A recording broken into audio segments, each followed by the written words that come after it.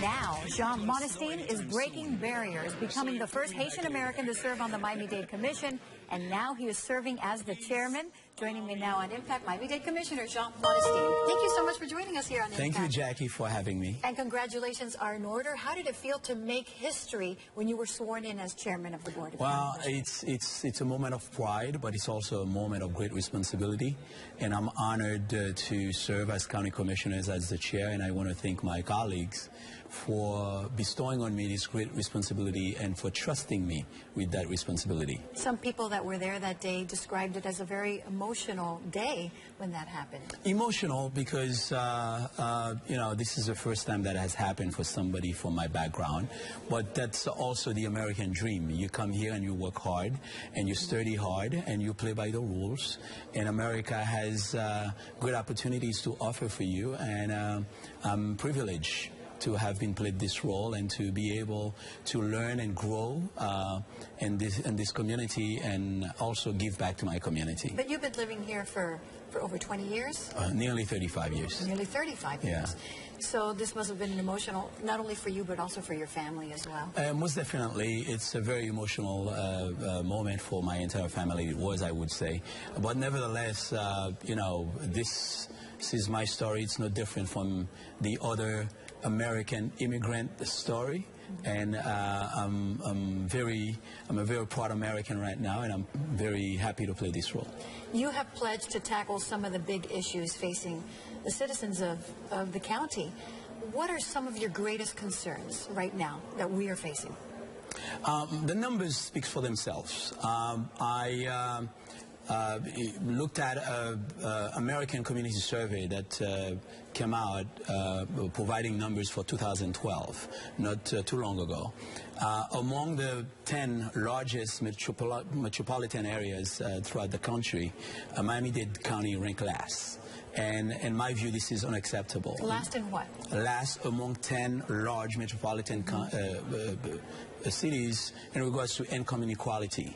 So I feel this is unacceptable. That's exactly why, together with my colleagues, I've put together a community structure that will help address some of our needs. I also created the Chairman's Prosperity Council and asked Commissioner Levin Cava and Barbara Jordan to serve on that council with me so that we can listen to ideas and study policies that will be brought forward before the County Commission that will address some of the inequality issues when it comes to income inequality issues. The president was in town this week for a town hall meeting at Florida International University, and you were in attendance. And the Herald pretty much said that he's unwavering in his executive action. You were there. What was the mood inside that town hall? Well, it's good to have been there and listened to the Chief Executive Officer of the United States advocating for something that he believes in his heart is right.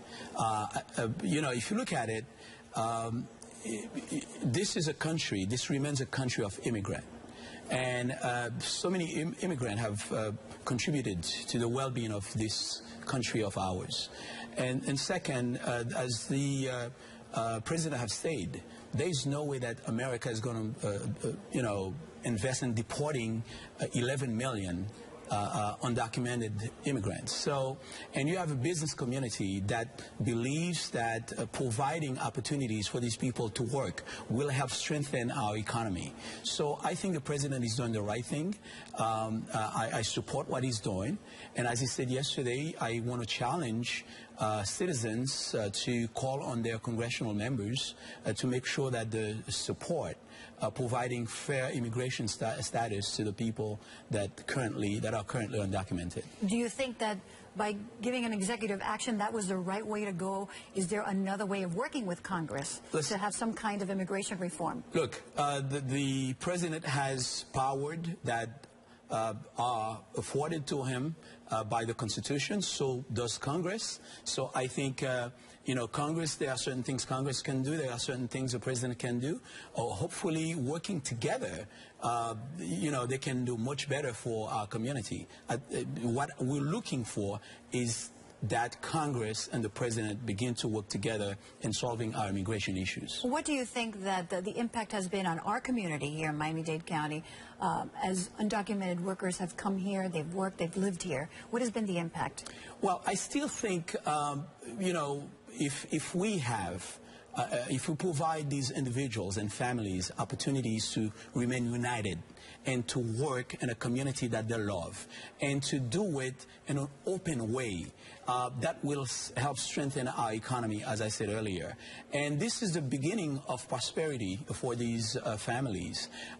What we want to see is to see less people being abused because they're working, you know, in the shadow and the black market, and because of that, there's all type of abuse that these individuals and families are suffering from. So legalizing these individuals and providing them with the right to work and keeping these families united will help our economy and will help the community. What are you doing to remedy the problem that exists right now between police and urban youth? Well, you know, all these issues lead toward a community that needs to start working together so that we can strengthen our community. A number of things we have to do. Law enforcement, better law enforcement does help strengthen our community.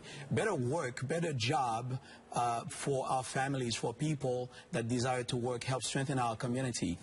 Families united because they have the right legal status to remain in this country, because they're not going to be deported, because they have not committed any crime, work for the betterment of this county and our community. So strengthen our workforce by training them and preparing them for better jobs tomorrow, help strengthen our economy. So all these issues work hand in hand toward a prosperous community. That's exactly why all these different partners and stakeholders need to continue to work together for the betterment of our community. Quickly, we only have about 30 seconds, but Black History Month, and there's a big event that is being planned at Arcola Park. Tell us quickly about that. Well, it's Black History Month is a celebration of life, history, and culture. And because of that, we're asking everybody that takes pleasure in our diversity, that support and welcome a diverse community to come to Arcola Lakes this Saturday at noon to help celebrate Black History Month. Commissioner Monestime, thank you so much for joining us here. I hope to have you back. Thank you, Jackie. It's a pleasure to be here.